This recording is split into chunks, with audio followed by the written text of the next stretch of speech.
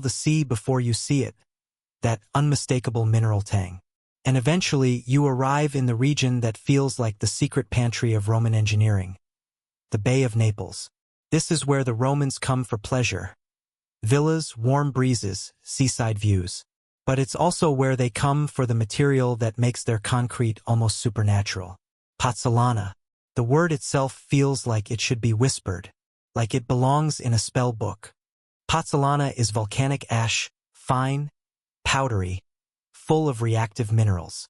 It's named after the area around Puteoli, modern Pozzuoli, near Naples. And if you stand here now, with the sea to one side and the volcanic hills to the other, you can feel why the Romans would think this place is enchanted. Because it kind of is. Mainstream historical fact. Roman builders discover that mixing lime with pozzolana creates a hydraulic cement, meaning it can set and harden even underwater. This is huge. This is world-changing. Ordinary lime mortar needs air to harden properly. But pozzolana lets the mix cure in damp conditions, even in seawater. That's the difference between a wall and an empire. You walk along a dusty path toward a quarry area where men are digging and shoveling. The ground here is strange. Soft in places, crumbly, tinted gray and yellow. The earth looks like it's been baked and cooled again. A worker scoops up a handful of ash and lets it sift through his fingers like sand. It falls in a soft stream, almost silky. You step closer and do the same. The ash is incredibly fine. Coats your fingertips. It feels like powdered stone, like the memory of fire turned into dust. You rub it between your fingers. It's not gritty like ordinary sand. It's smoother, lighter. It clings to your skin. And suddenly you understand why this matters. This isn't just dirt. This is chemistry. You look up at the hills. Somewhere beneath them, the earth still simmers. The Romans don't have modern geology terms, but they know this place is alive. They know the ground can breathe steam and spit fire, and they know how to use it. A man nearby laughs when he sees you playing with the ash like a child. Careful, he says. That dust builds cities. You blink at him. He says it casually like it's obvious. Dust builds cities. It's such a poetic line you almost want to write it down. But you don't have paper. Also, you're in ancient Rome, so your options are basically wax tablets, papyrus, or yelling the phrase repeatedly until someone remembers it. You follow the workers as they shovel pozzolana into sacks. The sacks are heavy, and the men move with the tired strength of people who lift the earth for a living. A cart waits nearby to carry the ash toward the docks. Because Rome doesn't just use pozzolana locally. It ships it. It moves it along trade routes like a precious commodity. And in Roman eyes, it is precious. You walk toward the harbor. The port here is busy even late in the day. Ships bob gently. Ropes creak. Seagulls complain loudly, as if they've been assigned the job of providing background noise for history documentaries. Men load amphorae of wine and oil. They unload grain sacks. They stack marble blocks. And among all these goods, there are sacks of ash. Imagine that. A sack of dust treated like treasure. This is the moment you really feel Rome's engineering obsession. They're willing to move mountains, literally. They're willing to transport heavy materials across sea and land to build structures that will last. And they don't do it because it's easy. They do it because permanence is power. You wander along the dock and watch a ship being prepared to sail. The crew moves like a practiced machine. They lash cargo down. They check ropes. They shout quick instructions. You can almost picture the route. Pozzolana shipped from this volcanic region to Rome, to Ostia, to other ports. It travels to distant provinces where Roman engineers are building baths and bridges and harbors. Concrete becomes a Roman signature, a quiet stamp of empire. You stop near a pile of ash sacks and crouch beside them. You press your palm against one sack. The dust inside shifts, soft and heavy at once. And here comes your quirky tidbit for this section. The Romans don't always agree on the best pozzolana. Different volcanic deposits have different mineral compositions. Some ash is more reactive, some less. Engineers and builders learn to recognize good ash by color, texture, even smell. Yes, smell. Imagine a Roman builder sniffing volcanic dust like a wine sommelier. Ah yes, he says, eyes half closed. Notes of sulfur, a hint of pumice. Excellent setting properties. Pairs well with lime. You smile softly. That's joke number 1. Gentle enough to keep the mood sleepy. You continue walking and find a spot where the land meets the sea. The waves lap quietly. The water is darkening as evening deepens. The horizon glows faintly, like the last ember of sunset. And you think about that rumor you heard back in Rome. The sea makes it stronger. Here, standing at the edge of the water, it doesn't sound so impossible anymore. Because this place, this whole region, is where sea and fire meet. Where water touches volcanic earth. Where minerals dissolve and recombine. If any concrete could thrive in seawater, it would be born here. Historians still argue whether Roman builders understood the specific chemical role of pozzolana. It's silica and alumina reacting with lime to form durable compounds, or whether they simply noticed the results and leaned into them with practical brilliance.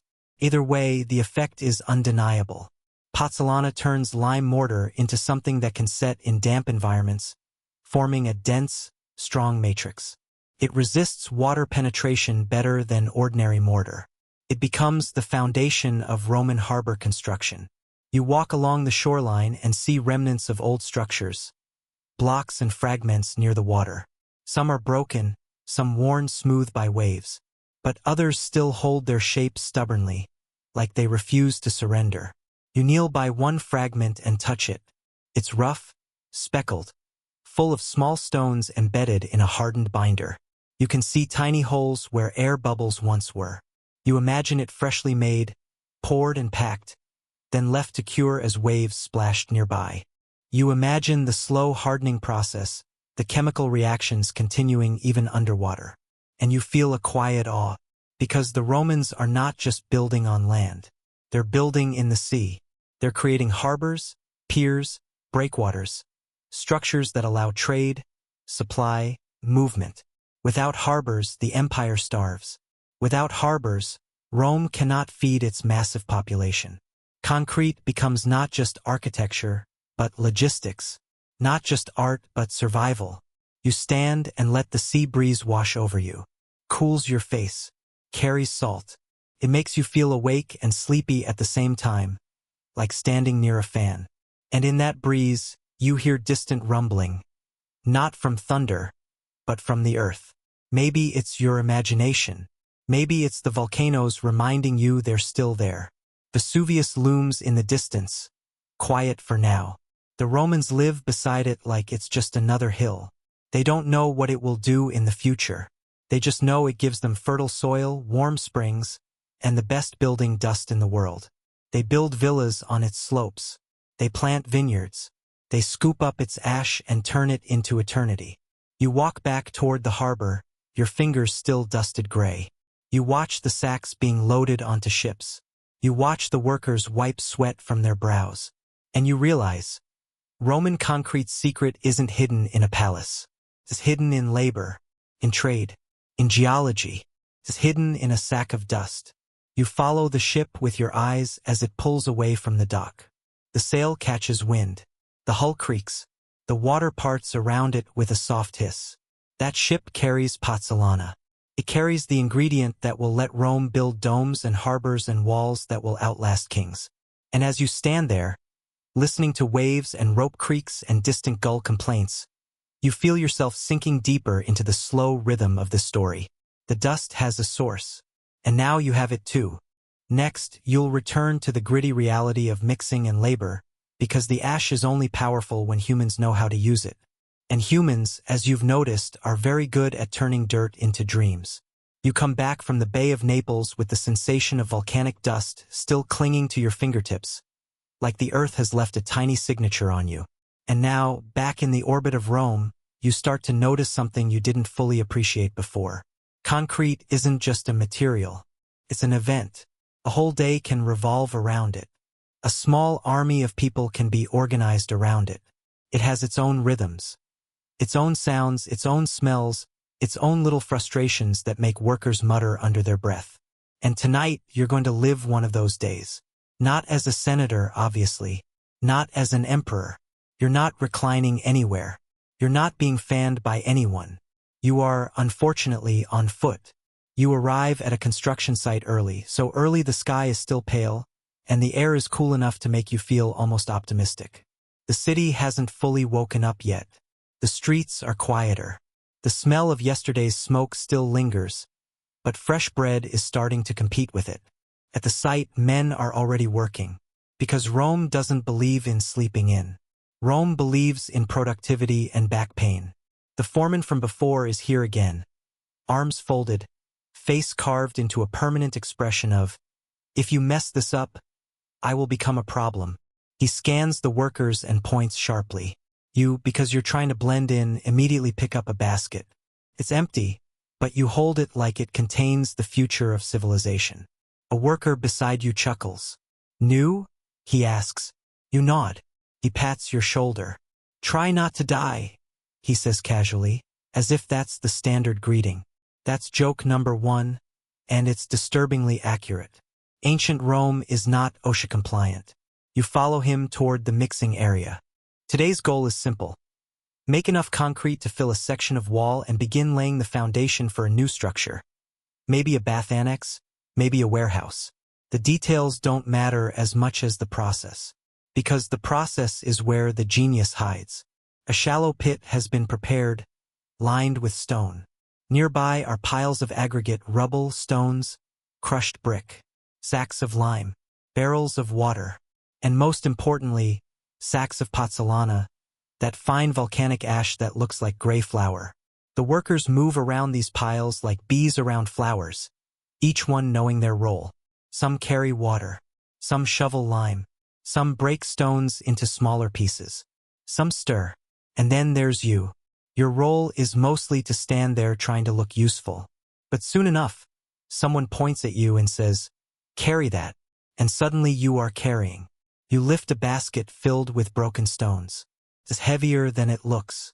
Your arms immediately remember that you have not been training for ancient Roman labor. Your modern muscles, used mostly for holding phones and carrying groceries, begin filing formal complaints. You trudge over to the pit and dump the stones in. The sound is loud and satisfying. Clack, clack, clack. A worker nods approvingly, as if you've just contributed to the glory of Rome. And in a way, you have. Mainstream historical fact. Roman concrete is typically made by combining lime mortar with aggregates like stones, brick fragments, and rubble. The mix is often tamped into place in layers. This method allows builders to create strong, thick walls quickly, especially when paired with formwork. You watch as a man pours water into the pit. Another adds lime.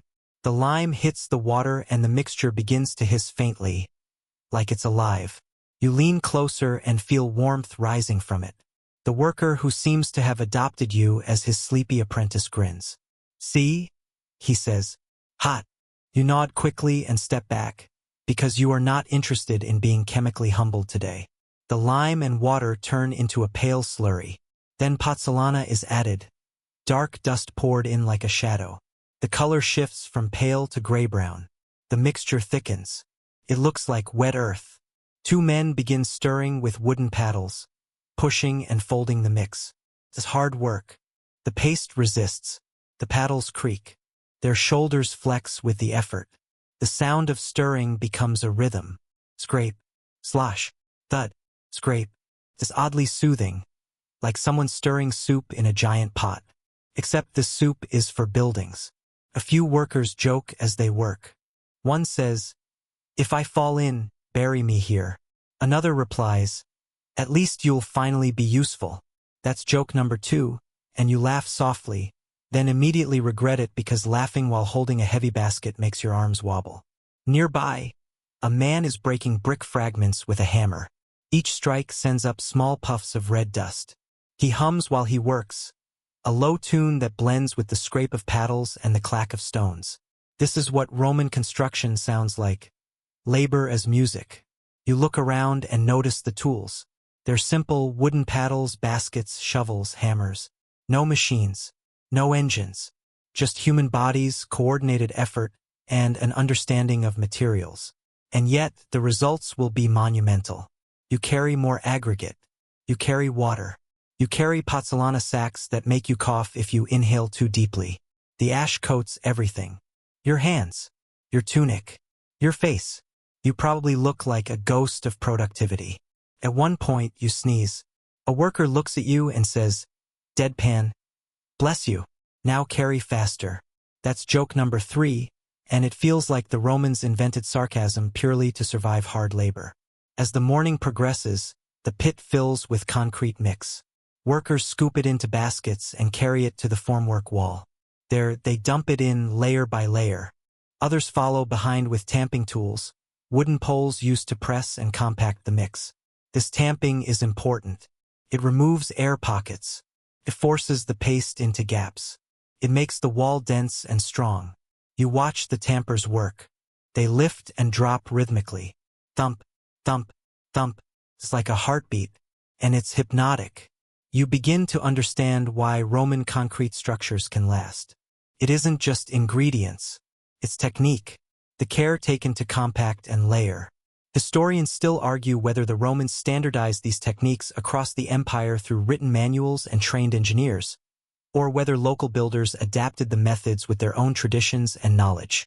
Either way, the empire builds in concrete. The foreman walks along the wall, inspecting.